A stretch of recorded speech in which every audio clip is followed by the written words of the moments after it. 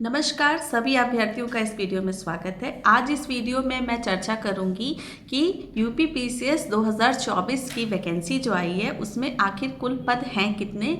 जैसा कि हम सभी जानते हैं कि एग्ज़ाम पहले 17 मार्च को होना था, फिर अक्टूबर में शिफ्ट हुई, उसके बाद फाइनली जाकर अब ये 22 दिसंबर को एग्ज़ाम हो रहा है। और नियम ये कहता है कि जब तक प्रीलिम्स का रिजल्ट नहीं आ जाता तब तक जितने अध्याचन आयोग को प्राप्त होते हैं वो सब उसी साल की वैकेंसी में ऐड हो जाते हैं। चूँकि अब मार्च से लेकर दिसंबर तक लगभग 1 साल का समय बीत चुका है, रिजल्ट आते आते 1 साल हो ही जाएगा। तो अब देखते हैं कि वैकेंसीज़ की क्या दशा है। जब तक अभी तक अध्याचन आयोग को मिले थे तो 1915 के ऊपर लगभग पद थे, लेकिन आप मान के चलिए कि रिजल्ट जब तक आएगा तब तक कुल 1000 के पद लगभग हो जाएंगे। तो पीसीएस की परीक्षा जो है उसमें कुल 25, 30, 35 तरह के पद होते हैं, लेकिन हर पद हर बार नहीं आता है। जिस पद का अध्याचन उस साल मिलता है, आयोग उस पद के सापेक्ष वैकेंसी को निकालता है और परीक्षा कराता है।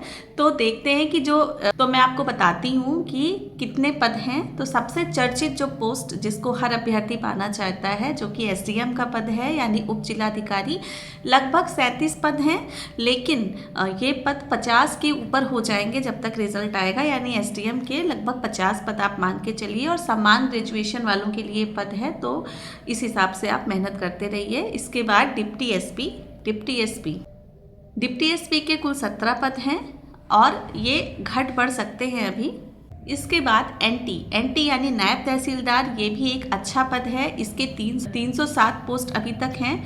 नायब तहसीलदार के भी 307 पद हैं और अभी ये और भी बढ़ सकते हैं। नायब तहसीलदार एक अच्छा पद है, इसमें आपको मजिस्ट्रेट का पावर मिलता है, साथ ही इसमें टाइम बाउंड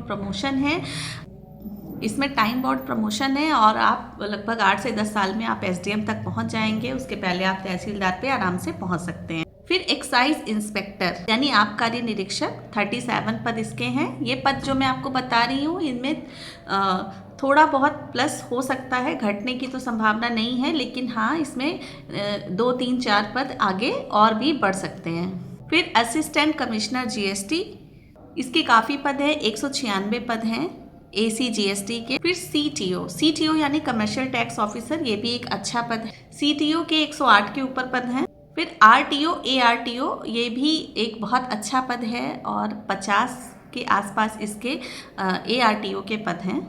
फिर डीएसडब्ल्यूओ यानी डिस्ट्रिक्ट सोशल वेलफेयर ऑफिसर, समाज कल्याण अधिकारी, इसके आपके 9 पद हैं। फिर वर्क ऑफिसर यानी कार्य अधिकारी पंचायत विभाग, वर्क ऑफिसर के 21 पद हैं। फिर बैकवर्ड वेलफेयर ऑफिसर यानी पिछड़ा वर्ग कल्याण अधिकारी, इसके 5 पद हैं। टीओ यानी ट्रेजरी ऑफिसर, ये भी एक बहुत ही अच्छा पद है और ख़ास तौर से जो लोग फील्ड में जॉब नहीं करना चाहते, एक स्थायित्व वाली जॉब और एक आप ऑफिस में रह के काम करना चाहते हैं, तो उसके लिए टीओ का पद बहुत बेस्ट है। टीओ के 25 के ऊपर पद हैं। फिर जो एक नया पद अभी आया है पिछले 1-2 साल में, व्यवस्था अधिकारी का पद, ये एक स्पेशल योग्यता वाला पद है। इसके 16 पद हैं। ये अपने आप में एक बहुत अच्छा पद है। राज्य संपत्ति विभाग में जो है इसमें काम करना होता है अधिकारी के तौर। सहायक निबंधक के 20 पद हैं और सब रजिस्ट्रार के पद हैं लगभग 40। ये रजिस्ट्रार वाला पद भी एक स्पेशल योग्यता वाला पद है। जिन्होंने एलएलबी किया होता है, एलएलबी डिग्री धारक ही इसके लिए अप्लाई कर सकते हैं। फिर बीडीओ यानी ब्लॉक डेवलपमेंट ऑफिसर, इसके लगभग 48 से 50 पद हैं और ये ब्लॉक लेवल पे एक अच्छा पद माना जाता है। इसका भी ग्रेड पे 5400 है। तो ये लगभग 915 के आसपास पद हैं। जैसा मैंने बताया, रिजल्ट आते आते 1000 प्लस पद होने की संभावना है। इसमें से 80 से 100 पद ऐसे होंगे जो स्पेशल योग्यता वाले पद हैं। बाकी अन्य जो 900 के आसपास पद हैं वो सामान्य ग्रेजुएशन यानी आप किसी भी स्ट्रीम में आप अगर ग्रेजुएट हैं तो उन पदों के लिए अप्लाई कर सकते हैं। अभी इसमें माइनॉरिटी वेलफेयर ऑफिसर, बीएसए यानी जिला बेसिक शिक्षा अधिकारी, जेल एसपी और डिप्टी जेलर, इस तरह के पद अभी इसमें नहीं जुड़े हुए हैं। हो सकता है कि रिजल्ट आने तक इन पदों का अध्याचन भी आयोग को मिला हो और वो इसी वैकेंसी में ऐड कर लिया जाए। तो 2018 के बाद ये एक बहुत सुनहरा मौका फिर से आया है बहुत बड़ी संख्या में वैकेंसीज़ आई हैं, इस मौके का लाभ उठाइए। अगर आप थोड़ा भी बाउंड्री लाइन पे हैं, हालांकि प्रीलिम्स का रिज़ल्ट अभी नहीं आया है, तो आप मेंस के लिए आंसर राइटिंग करते रहिए। मेरे चैनल पे मेंस की स्ट्रेटजी के लिए बहुत सारे वीडियोस पड़े हैं, आप वो प्लेलिस्ट फॉलो कर लीजिएगा, आपको बहुत फ़ायदा मिलेगा। और आंसर राइटिंग ज़रूर करते रहिए। तो आई होप कि वीडियो आपको हेल्पफुल लगी होगी। वीडियो देखने के लिए आप सभी का बहुत बहुत धन्यवाद। तो ये पदों की डिटेल्स है। यूपी पीसीएस एक बहुत ही प्रतिष्ठित परीक्षा है और हर अभ्यर्थी मेहनत करता है इसमें फाइनली सेलेक्ट होने के लिए। मेंस में जितनी सीट होती है, मेंस में 13 गुना कैंडिडेट सेलेक्ट किए जाते हैं।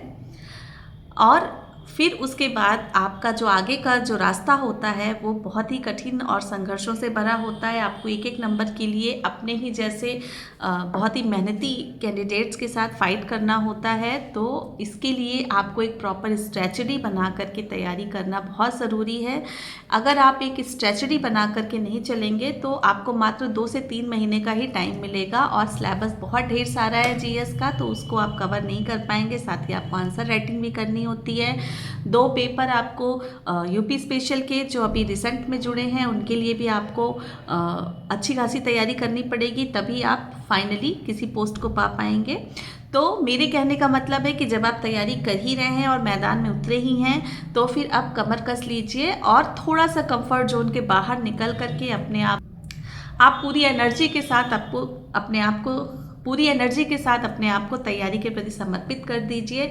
यहाँ पर सारा गेम ही जो है आपका प्रिजर्वेरेंस और डिसिप्लिन और डेडिकेशन का है। आप भले ही दिन में 4 घंटे पढ़ें, 5 घंटे पढ़ें, लेकिन लगातार पढ़ें। कंसिस्टेंसी ही यहाँ पर मायने रखती है और जो अंत तक लगा रहता है वही फाइनली सेलेक्ट होता है।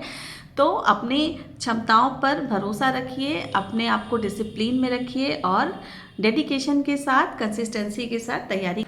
तो ये थी पदों की डिटेल्स यूपी पीसीएस 2024 की वैकेंसी में। आई होप कि वीडियो आपको हेल्पफुल लगी होगी। वीडियो देखने के लिए आप सभी का बहुत बहुत धन्यवाद।